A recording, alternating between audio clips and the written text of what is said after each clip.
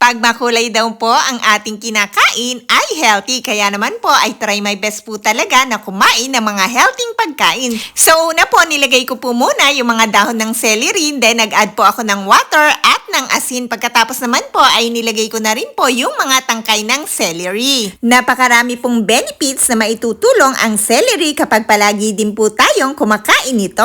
Ano-ano nga po ba ang mga maitutulong ng celery sa ating katawan? Ito po ay nakaka-reduce ng inflammation at tumutulong din po ito para support sa ating heart at sa ating mga digestion. Aiding weight management at tumutulong din po itong maboosting ang hydration. Due to its antioxidant, flavonoid, and vitamin C. Meron din po itong fiber, water content, and mineral, potassium, magnesium. It provides essential vitamin K for our blood, clotting, and bone strength. Then, nag-add po ako dyan kanina ng spinach at pagkatapos naman po ngayon yung mga hipon. Ano-ano naman po ba ang mga benefits na makukuha natin sa pagkain ng spinach? Ang spinach po ay may mga vitamin A, C, and K, mineral, iron, calcium, magnesium, and antioxidant, offering benefits for vision, bone health, and heart health, and lower blood pressure. At may tulong din po sa ating mga digestion at sa ating mga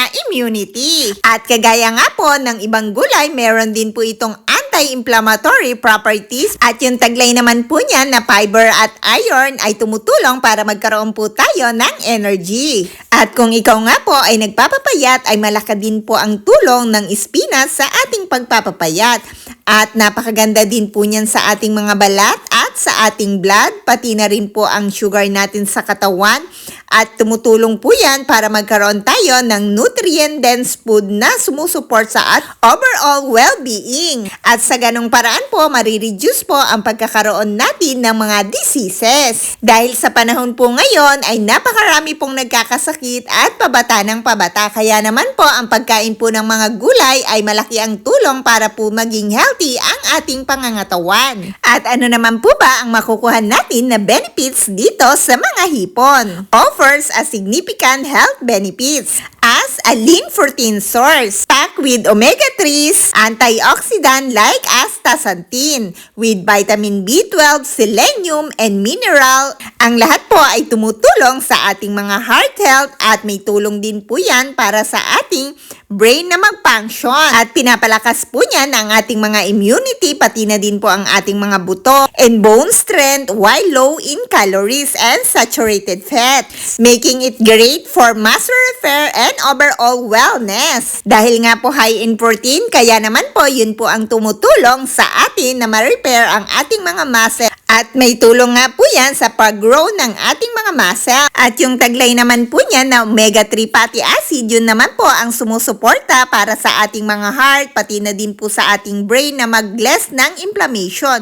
Sa ganung paraan po ay makakatulong po yun para mabawasan ang pagkakaroon natin ng iba't ibang uri ng mga sakit. Dahil nga po, kapag less po ang inflammation natin sa katawan ay less din po ang mga sakit-sakit natin na makukuha. At dahil naman po sa taglay niya na astaxanthin, a powerful antioxidant giving shrimp its color, protecting cell from damage. Kaya naman po nare-reduce po ang mga inflammation at may suporta nga din po yan sa ating heart at pati na rin po sa ating brain. Kaya naman po guys, ugaliin po natin ang pagkain ng mas maraming gulay at prutas dahil nga po ang mga ito po ay mayaman sa fiber at iba-iba pang mga benefits na ating makukuha. Kaya naman po malaki po ang tulong para makaiwas tayo sa napakaraming sakit. Basta kumain lamang po tayo ng sapat at wag pong sobrang dami para naman po hindi rin po mahirapan ang ating mga organ sa paggiling ng mga pagkain. At makakatulong nga po ang mga gulay at prutas dahil nga po mayaman sila sa fiber. Dahil po, kailangan din po natin ng fiber sa katawan, lalo na po kung kakain tayo ng rice. Especially po sa mga sakitin, kailangan po talaga lagi tayong may gulay at prutas sa ating pang-araw-araw na daily na pagkain. Dahil nga po, malaki ang tulong nila sa ating kalusugan. Sana po guys ay nagustuhan nyo ang napakasimple kong recipe pero napaka-healthy at talaga naman pong malaki ang tulong sa ating kalusugan. At kung gusto mo pa ng maraming recipe, healthy at yummy, pumunta ka lang po sa aking channel.